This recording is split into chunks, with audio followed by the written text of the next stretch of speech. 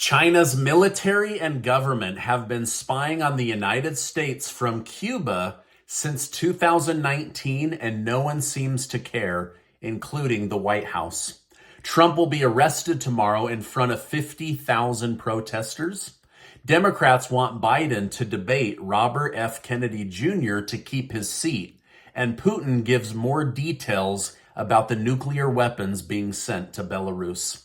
Thank you so much for liking and sharing these videos. It really helps me out, so thank you so much.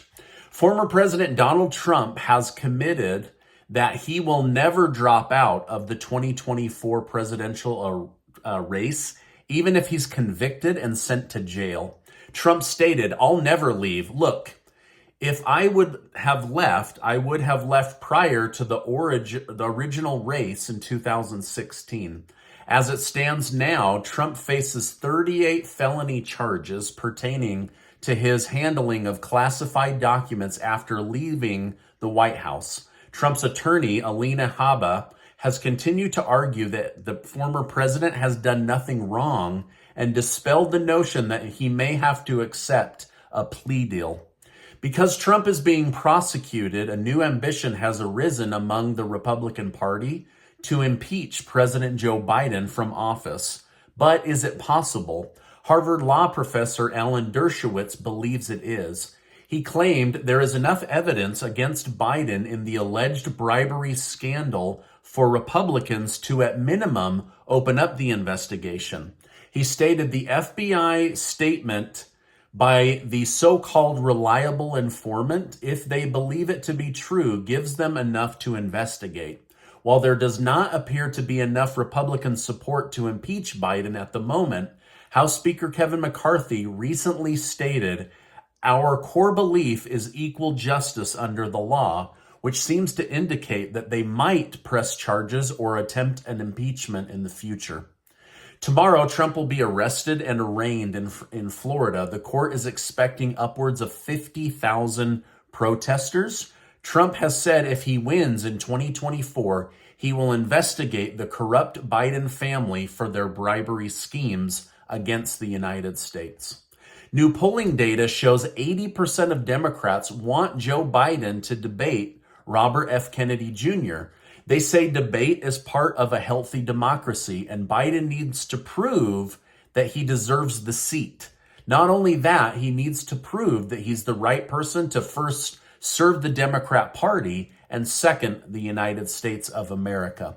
Many believe Biden would have, basically he would lose significantly to Robert Kennedy Jr., and this is why Biden's re-election team says the president is too busy to debate. He won't be debating anybody, not Trump, not Kennedy. Former Fox News host Tucker Carlson has been sent a cease and desist letter from Fox News over his new show on Twitter. Tucker on Twitter because it allegedly breaks the terms of their contract. Carlson's lawyer, Harmeet Dillon, stated, "Fox is now demanding that Tucker Carlson be silent until after the 2024 election. Tucker will not be silenced by anyone. He is a singularly important voice on matters of public interest in our country and will remain so." So basically they're saying, take your cease and desist letter and stuff it. The Wall Street Journal has reported that China has partnered with Cuba to spy on the United States since 2019. An unnamed Biden official revealed that China has a secret base in Cuba, which is the source of the spying operation. The Biden admin initially denied the claims, but later confirmed that they were handed down the problem from previous administrations. Republican Representative Mike Gallagher stated, "Why did the Biden administration previously deny these reports of a CCP base in Cuba? Without a coherent explanation, we must conclude they are deliberately misleading the American people and whitewashing CCP aggression in order to revive the counterproductive strategy of engagement." Now, why would President Biden be okay with China spying on the United States from Cuba? It makes no sense, yet they knew it, they denied it and lied about it, and now they've had to come forward and tell the truth that we lie to the American people and we allow you to be spied on by Cuba and by the Communist Party of China. Representative Mike Waltz went further. He's a member of the House Foreign Affairs Committee and the House Permanent Select Committee on Intelligence. And he criticized the White House for its handling of China's aggressive actions. He accused the administration of being desperate and failing to effectively address the growing threat posed by China. The White House initially denied the existence of the Chinese spy base, but now they've been forced to admit it. Waltz pointed out several recent aggressive moves by China, including flying a spy balloon over the entire United States, harassing U.S. military ships, establishing a spy base in Cuba in close proximity to the United States. He criticized Biden's approach by engaging with adversaries instead of imposing consequences on them. So basically, reports have surfaced that U.S. officials have been preparing to evacuate American citizens from Taiwan in the event that China attacks Taiwan. Waltz expressed concern about the potential evacuation because as of right now, 80,000 of our fellow American citizens live on the island of Taiwan, and China is threatening to impose blockade and even attack.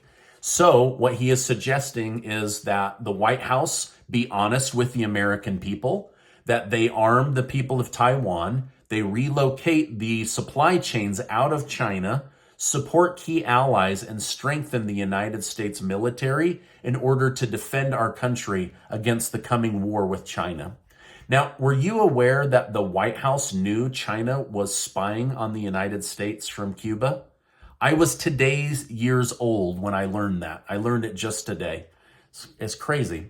Now, after months of teasing its start, Ukrainian President Zelensky has now confirmed his counteroffensive is in strong force. Ukrainian officials have claimed that 4 villages have already been recaptured, with Zelensky stating that everyone is in a positive mood. However, Putin doesn't seem fazed by Ukraine's progress, stating it's known that the offensive side suffers losses 3-1. It's sort of classic, but in this case, the losses significantly exceed that classic level. So basically, Ukraine is bragging about taking back territory that they lost previously to Russia, while Russia's saying, it doesn't matter that you take the territory. We're killing 3 of your people for every 1 of our people. We are winning the war, right? Now, Putin also went on to offer the world more details regarding his recent nuclear partnership with Belarus.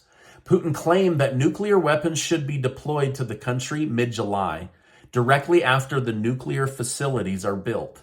Many experts believe that Putin is positioning nuclear weapons in the allied country to show the West he is serious about them not attacking Russia. If Russia feels like there is a national security risk, they will be ready to retaliate against the West. Now, it's been very clear that Biden doesn't take Putin seriously, and they're not doing much to thwart this or discuss it. They're just basically allowing it to happen.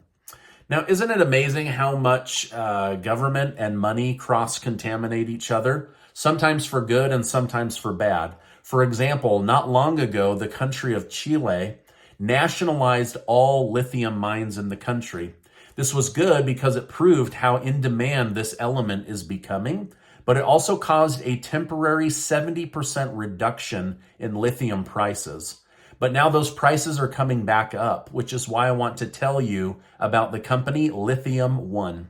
Did you know the United States has no active lithium mines? And all of our processing to get lithium for cars, batteries, comes from China, which means that China technically controls the future of lithium technology. That is until now. By the way, you can check out ticker symbol LOMEF to learn more about Lithium. Now, right now, Lithium has multiple properties in Canada that they are drilling on to discover lithium in Canada. But here's where the folks at Lithium have been brilliant. One of the largest mining groups in Australia has just recently moved operations to Canada. They have mines there. They've also built their own lithium processing plant. This way, they can bypass China in order to give Canada and the United States direct access to lithium. Well, Lithium One has multiple properties right next door to the big $2 billion behemoth lithium project and processing plant. So as they extract lithium, they have a local partner to process with in North America. But better than that, when they hit a big discovery, this behemoth mining company would easily be able to buy them out at a profit in order to get access to that lithium.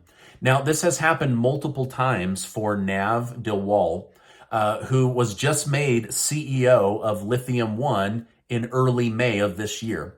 The last group Nav managed went from a $10 million valuation to a $200 million valuation and was then sold. So there are several parts to the mining cycle, and Lithium One is focused on being the very best at discovery in Canada. Now, you might be asking, why aren't you telling us about the big Australian mining group? Well, their stock has already surged 683%. So I didn't want to tell you about a group that's already at their peak. I wanted to let you know about another group that has a lot of upside potential based on the moves that they're making in the marketplace. Now, I'm going to leave the Lithium One Metal website down below so you can learn more about the company. You can also look up their ticker symbol again at LOMEF to learn more. This stock can be purchased on most major trading platforms like TD Ameritrade or E-Trade or Fidelity, for example. I want to thank Lithium One for partnering on this video and sharing this really interesting and important information with my YouTube community.